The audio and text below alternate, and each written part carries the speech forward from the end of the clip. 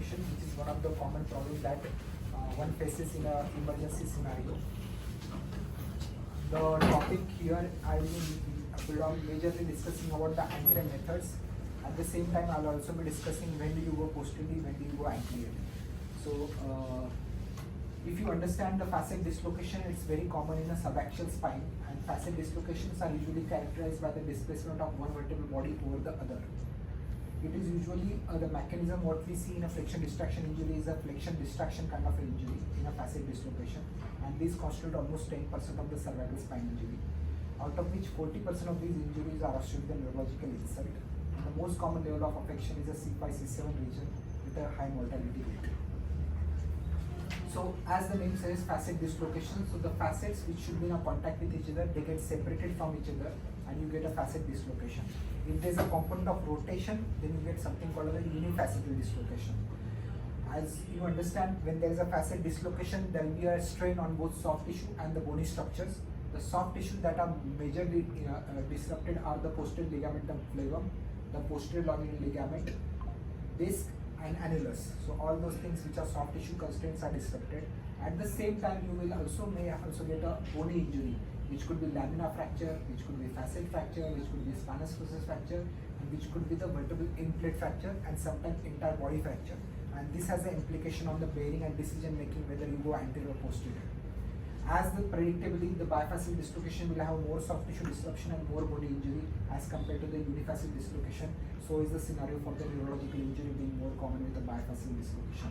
So you may see, and you will not be surprised to see a patient with a unifacial dislocation coming after 4 weeks. Until 4 weeks, he was just taking a painkiller. He never realized that there is a facet dislocation. So one has to have a very high threshold for these injuries. There was a sincere attempt to classify this injury. The first attempt, as we all know, Allen's mechanistic classification, too much complicated. He described this in a flexion distraction injury stages, and he gave a 4 stages starting from subluxation to complete dislocation.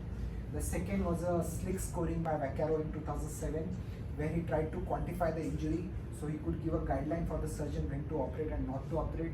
As you already seen, amount of soft tissue disruption which can possible in this kind of injury.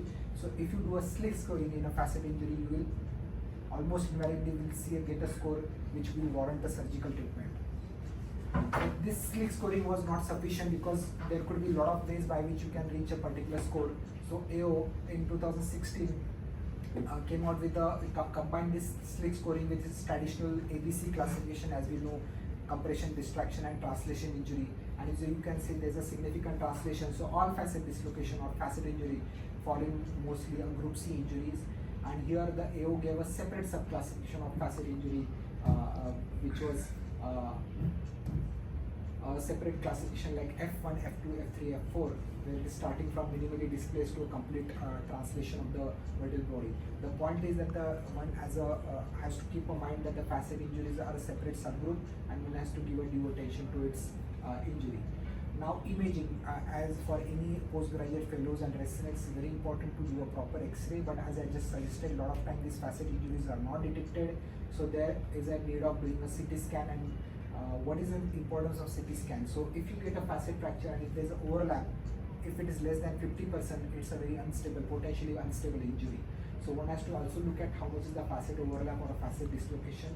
And nowadays the literature are coming with a guidelines suggesting doing a very thin slices CT scan in a cervical spine up to T1 and then normal CT scan. So any injury patient we know, we do a complete body CT to detect fractures in a polytrauma situation. But that whole body CT scan should have a thinner slices for the cervical spine just to treat these facet injuries. Again, the MRI remains a gold standard. Why there is so much controversy on MRI? If you see this X-ray in a emergency, the first question that comes to mind is whether I should do MRI first or whether I should go and do a reduction first. Why there is a controversy like that? Because we know if this is a MRI like this, it's okay, you can get away by doing a reduction. But if the patient has an MRI like this, where there's a large disc which is sitting next to the spinal cord, then if you do a close reduction, then there's always a chance that this disc will go back and push the cord further and will cause further neurological compromise. So there's a lot of thinking which has been gone behind this particular scenario. So the dictum is that if you have an awake and alert patient and who has come with a severe neurological deficit, grade 0 with a cortical paresis, straight away go for a close reduction. Don't waste your time, precious time in a MRI. It has been seen that the more earlier you do reduction, the single most factor which will determine that patient's neurology is going to be the how early you are going to do a close reduction. So without wasting a time in a severe neurological episode, you should straight away go for a close reduction. Second scenario is you have come with a patient who is unconscious, intoxicated, without neurological deficit, or he has come late, he has already lost the time, or he has an intact neurology, then you can do an MRI and then plan for reduction. The third scenario, which is a controversial scenario, where your patient is awake, alert, he has come on time, but he has an incomplete deficit. Then there is always a concern, medical legal concern, whether if I do a close reduction and he gets a further deterioration, or I should wait for an MRI. Now the literature is biased on both sides, but now the more and more support is coming for a close reduction, because I just told you earlier you do reduction, better with the neurology. So here I would suggest that including the article by Wacker himself, he says that it is safe to do a close reduction, because if you see literature wise, causing a temporary deficit chance is 2 to 4%, and you causing a permanent deficit, the chance is 1%. So yes, we should go for a close reduction because the cost benefit favors for the close reduction. Having said that, the moment you get a close reduction without MRI, it is mandatory that you do MRI afterwards, just to see what is the status. Even if you are contemplating any definite treatment like anterior fixation, you still have to do MRI after close reduction. So you don't waste a precious time for MRI. At the same time, you give a significant chance for the patient to recover its neurology. Now, cervical facet dislocation, we have all the Canadian C-spine rule nexus and ATLS protocol. I'm not going to go in detail about it, but what is important is to document the neurology when the patient comes to you.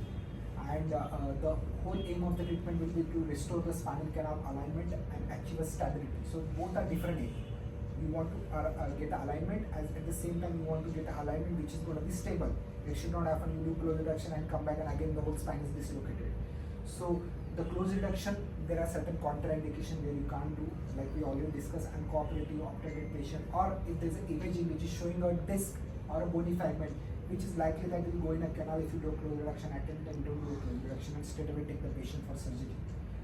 I want you to bring your attention towards this study, Newton et al., who showed that almost 5 out of his 8 patients showed a near almost complete recovery when he did a close reduction within 4 hours of injury. So the single most factor which is going to determine the neurological outcome of that post-op is how well you do close reduction. Afterwards, no matter how better you do cervical spine plating or you do lateral mass fixation, that's not going to be important. How early you take out the compression. We know that there's always a spinal cord injury which sets in, and once the pressure is consistent, you get something called a secondary cord injury, which is because of decreasing intrinsic spinal cord pressure, decreasing the perfusion pressure.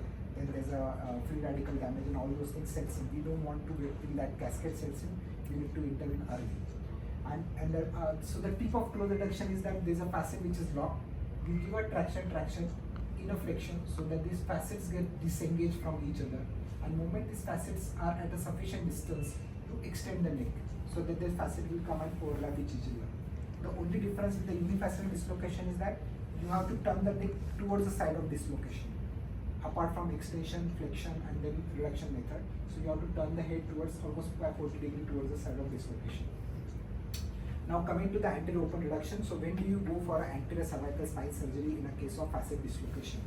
So if you are not able to achieve a close reduction, you are given multiple attempts and patient is still not able to get it, still you have a chance to go posterior also and also go anterior to reduce it. And I'll tell you why and when to do what.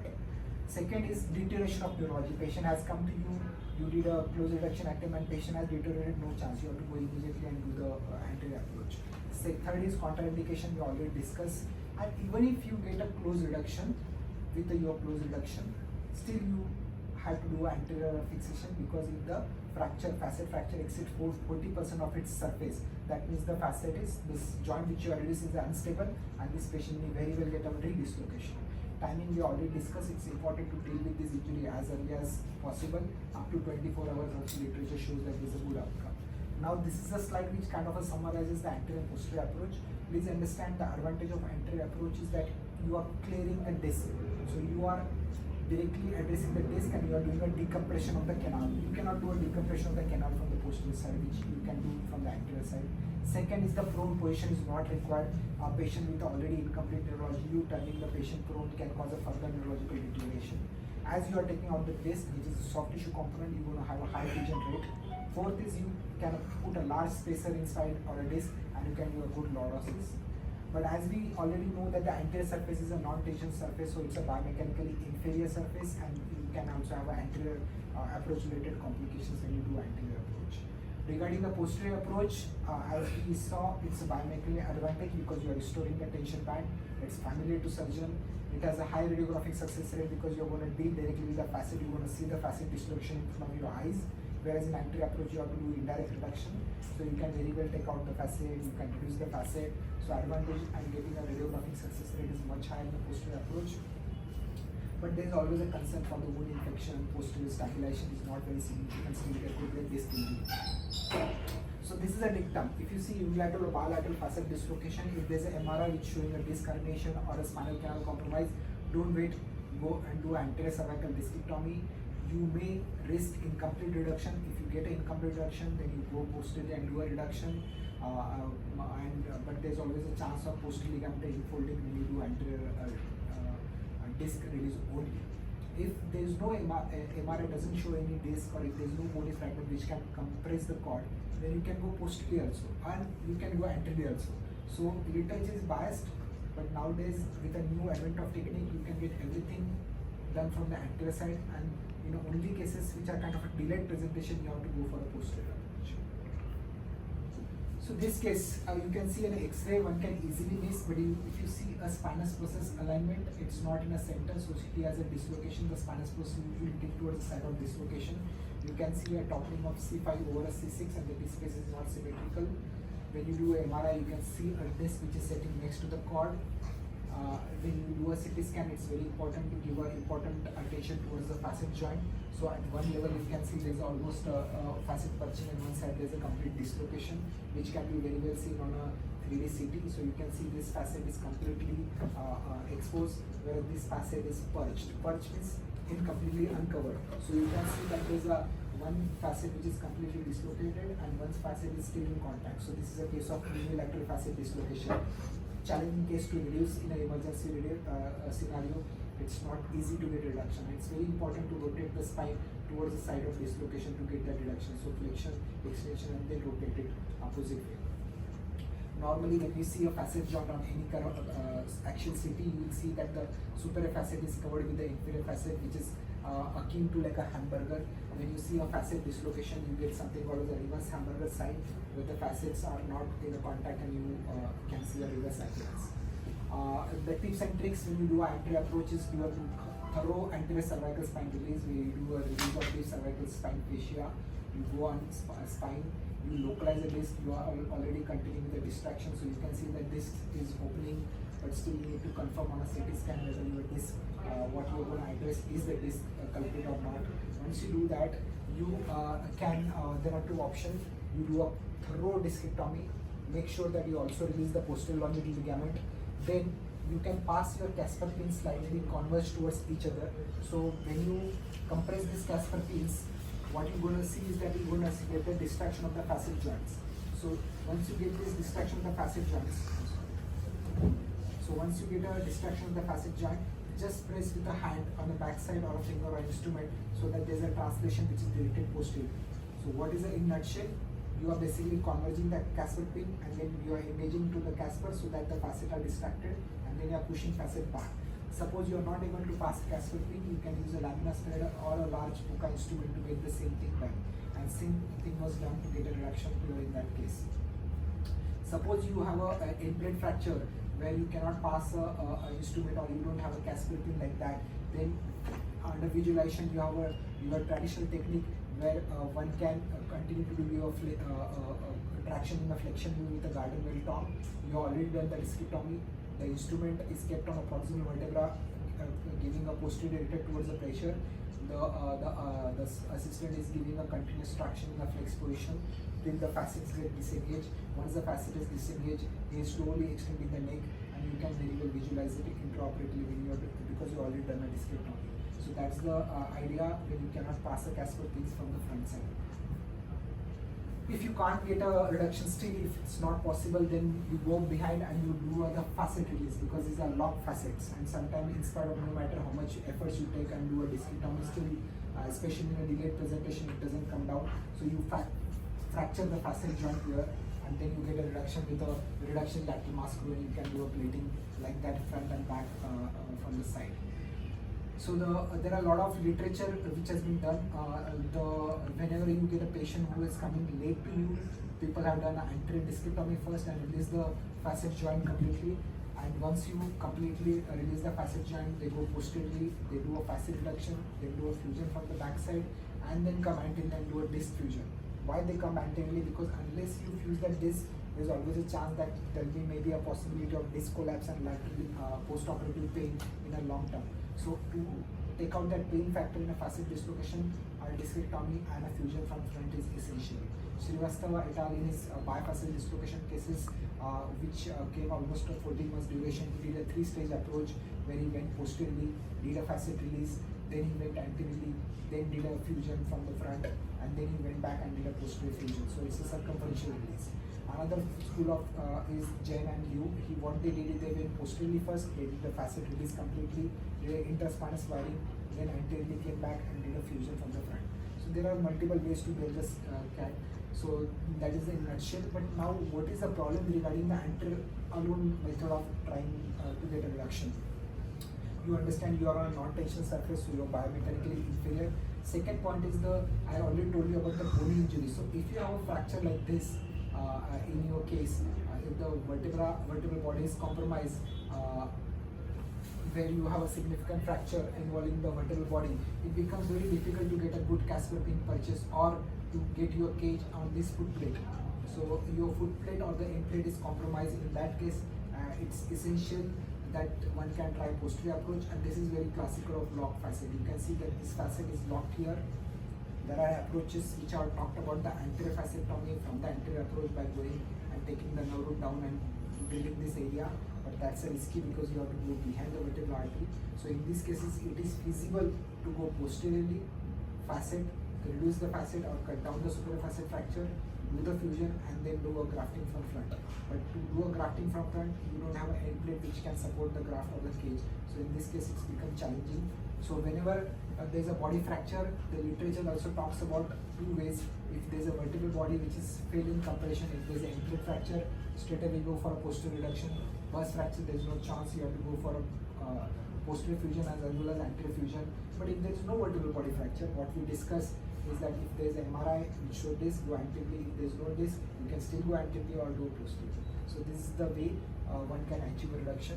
And if you're not able to achieve a reduction and if there's a significant neurological insult, then one can go posteriorly and do a combined surgery as well. Thank you for your patience.